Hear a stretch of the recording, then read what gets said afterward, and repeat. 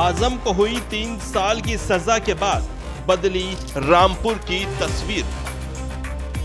आजम की विधायकी गई तो रामपुर में होगा उपचुनाव। बीजेपी का अगला टारगेट रामपुर का आजम किला।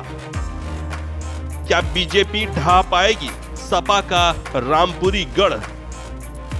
समाजवादी पार्टी के कद्दावर नेता आजम खान को हेट स्पीच के एक मामले में एमपी एमएलए स्पेशल कोर्ट से 3 साल की सजा सुना दी गई है। इसके साथ ही उत्तर प्रदेश की राजनीति में एक नई बहस शुरू हो गई है। क्या आजम खान का सियासी किला ढहने वाला है? असल में सजा सुनाए जाने के बाद आजम खान की विधायकी भी खतरे में आ गई है। 2022 विधानसभा चुनाव में विधायकी जीतने के बाद उन्होंने सांसद के पद से इस्तीफा दे दिया था। इसके बाद रामपुर में उपचुनाव हुआ था और सपा के खाते का रामपुर संसदीय क्षेत्र आजम खान बचा नहीं पाए और वो बीजेपी के खाते में चला गया।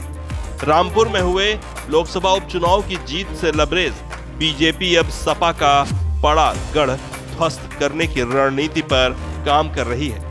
रामपुर में सपा के पास 3 और बीजेपी के पास फिलहाल 2 विधानसभा सीटें हैं। सपा के पास मौजूद 3 सीटों में रामपुर सदर से आजम खान, स्वार से आजम के बेटे अब्दुल्ला आजम और चमरौआ से आजम के दोस्त नसीर अहमद खान विधायक हैं। बची 2 सीटों में बिलासपुर से बीजेपी के बलदेव औलख और मिलक से राजबाला सिंह विधायक हैं। रामपुर में फिलहाल सपा आजम के साए तले ही बढ़ती रही है, इसलिए बीजेपी की पहली कोशिश आजम के खिलाफ परसेप्शन की लड़ाई जीतने की रही है। शायद यही वजह है कि आजम पर भैंस चोरी और किताब चोरी जैसे मुकदमे भी दर्ज हुए और बेटे के फर्जी बर्थ सर्टिफिकेट के मामले में भी उनकी घेराबंदी की गई। आजम खान ने जिस गौहर यूनिवर्सिटी का सपना देखा था, उसकी तामीर के लिए दिन रात एक कर दिया था। उस यूनिवर्सिटी को भी हथियार बनाया गया। उस यूनिवर्सिटी की जमीन से लेकर दीवार तक को मुद्दा बनाया गया और उसमें भ्रष्टाचार की ईंटें तलाशी गईं। मंचों से भी बीजेपी नेताओं ने हमेशा यही साबित करने की कोशिश की कि आजम भ्रष्टाचारी हैं और उन्होंने सपा के सरकार के वक्त में गरीब मुसलमानों के साथ काफी जुल्म किया। जाहिर है इन सब से परसेप्शन चेंज करने की एक बड़ी कोशिश भी की गई।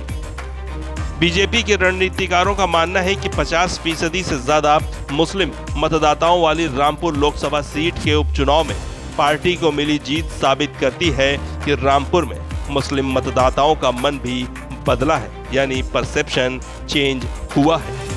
बीजेपी इसी वजह से उत्साहित है कि अगर अपने रणनीतिक कौशल से आजम के गढ़ में सेंध लगा दी गई तो रामपुर में सपा मुकम्मल तौर पर ध्वस्त हो जाएगी। हालांकि भाजपा उत्साहित जरूर है। रामपुर का उपचुनाव इस उत्साह के लिए बूस्टर है। अब भाजपा की नजर पूरे रामपुर पर है और उसमें अगला टारगेट रामपुर विधानसभा सीट है। लेकिन क्या ये इतना ही आसान है? सवाल उठना लाजमी है। राजनीतिक पंडितों का मानना है कि रामपुर विधानसभा सीट पर आजम को शिकस्त देना आसान नहीं। 1980 में आजम पहली बार जनता दल सेकुलर के टिकट पर रामपुर सदर सीट से विधायक बने थे। तब से वो 10 बार इसी सीट से विधायक चुने जा चुके हैं। इससे पहले ये सीट कांग्रेस की हुआ करती थी। 1996 में एक बार कांग्रेस ने आजम को हराया था।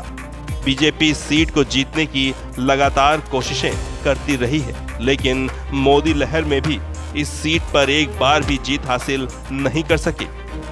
2017 में जब बीजेपी सहयोगी दलों के साथ यूपी में 325 सीटें जीती थी, तब भी रामपुर से आजम खान ही विधायक चुने गए थे। 2022 में भी आजम ने यहां 55,000 वोटों से जीत हासिल की। दरअसल रामपुर सीट पर 55% से ज्यादा मुस्लिम वोटर हैं। हालांकि रामपुर लोकसभा उपचुनाव में जीत हासिल करने के बाद बीजेपी की उम्मीदें जवान हुई हैं। बीजेपी के रणनीतिकारों का मानना है कि वो मुस्लिम मतदाताओं के बीच लगातार काम कर रही है। सरकार ने उन्हें सबसे ज्यादा लाभार्थी योजनाओं का फायदा भी दिया है। इससे माहौल बदला है और मुस्लिम वोट बैंक का परसेप्शन भी। जाहिर है ये वही परसेप्शन है जिसके लिए बीजेपी पिछले काफी वक्त से कड़ी मेहनत कर रही है। और इसी परसेप्शन के बदले अब वो रामपुर का किला ध्वस्त करने की तरफ चल पड़ी है।